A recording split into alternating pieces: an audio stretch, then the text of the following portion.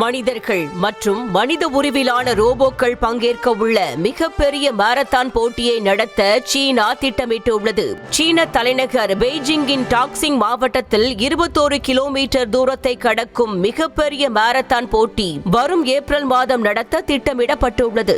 இந்த போட்டியில் 12,000 மனிதர்களுடன் மனித உருவிலான ரோபோக்கள் பங்கேற்க உள்ளன.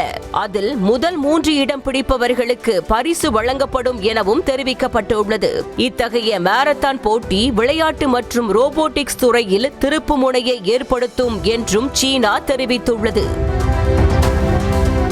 பெய்ஜிங் இ-டவுனின் வழிகாட்டுதல் படி 20க்கும் மேற்பட்ட கம்பெனிகள் உருவாக்கிய ரோபோட்டுகள் மாரத்தான் போட்டியில் பங்கேற்க உள்ளது.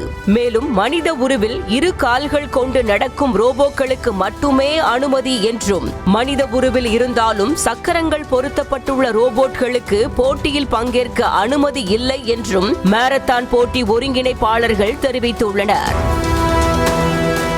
மாரத்தான் போட்டியில் பங்கேற்கும் ரோபோக்களின் உயரம் 1.6 அடியிலிருந்து 6.5 அடிக்குள்ளாக இருக்க வேண்டும் எனவும், அதில் இடுப்பு முதல் பாதம் வரையிலான உயரம் 1.47 அடிக்குள்ளாக மட்டுமே இருக்க வேண்டும் என்றும் விதிமுறை விதிக்கப்பட்டுள்ளது.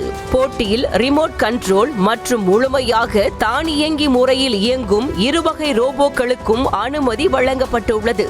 முழுமையான தூரத்தை ரோபோக்கள் கடப்பதை உறுதி செய்ய போட்டிக்கு மத்தியில் ரோபோ உரிமையாளர்கள் பேட்டரிகளை மாற்றிக் கொள்ளலாம் என்றும் தெரிவிக்கப்பட்டுள்ளது.